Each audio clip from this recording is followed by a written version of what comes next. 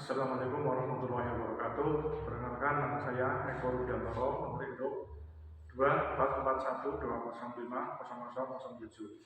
Di sini saya akan menyampaikan bedah buku berjudul Supervisi dan Pembinaan Guru karya Dr. Novan Ardiwiani, MPDI.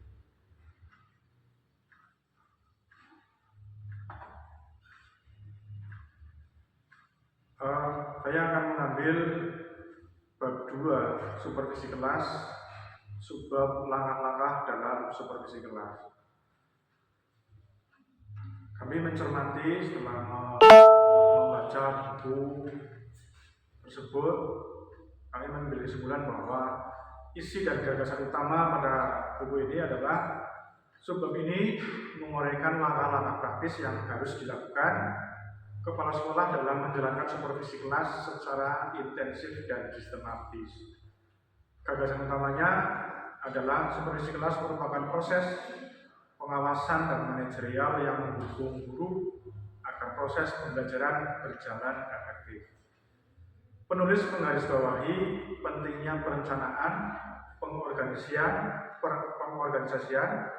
pelaksanaan dan evaluasi dalam supervisi kelas dengan fokus pada situasi pembelajaran, kenyamanan guru, dan pemberdayaan guru untuk perbaikan mandiri.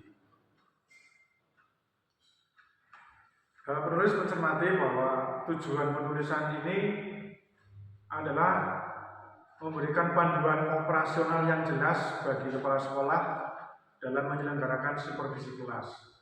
Tujuannya adalah agar supervisi dapat berjalan terstruktur, menghasilkan perbaikan nyata dan meningkatkan kualitas pembelajaran.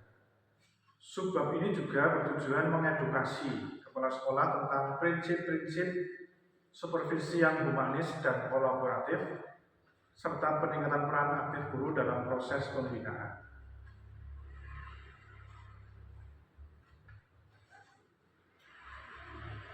Argumen kami sebagai pembedah buku adalah bahwa supervisi kelas yang efektif akan tercapai melalui 4 langkah manajerial, yaitu perencanaan, pengorganisasian, pelaksanaan, dan evaluasi.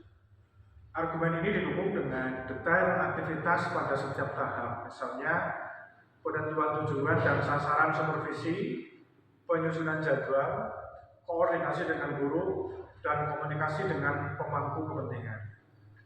Penggunaan prinsip kenyamanan guru dan kebebasan diskusi sebagai bagian supervisi memperkuat argumen bahwa supervisi harus bersifat membina, bukan menekan. Dalam subbab ini terdapat kelebihan dan kekurangan, antara lain kelebihannya terletak pada struktur pembahasan yang sistematis dan lengkap, memberikan langkah konkret bagi kepala sekolah, penjelasan yang rinci tentang peran dan fungsi kepala sekolah sebagai supervisor, menambah kepraktisan materi.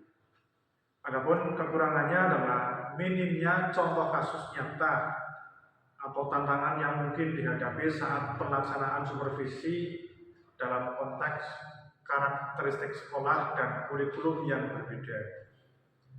Subbab ini juga kurang menyinggung teknologi atau inovasi terbaru yang bisa mendukung supervisi modern. Kemudian relevansi dan aplikasi pada subbab ini sangat relevan untuk kepala sekolah dan pengawas pendidikan sebagai acuan pelaksanaan supervisi kelas. Secara praktis bisa diaplikasikan untuk perencanaan dan pelaksanaan pengelolaan supervisi yang efektif dan kolaboratif. Selain itu, prinsip-prinsip kenyamanan dan kebebasan diskusi dapat meningkatkan hubungan kerja antar guru dan kepala sekolah sehingga berdampak positif pada iklim pembelajaran.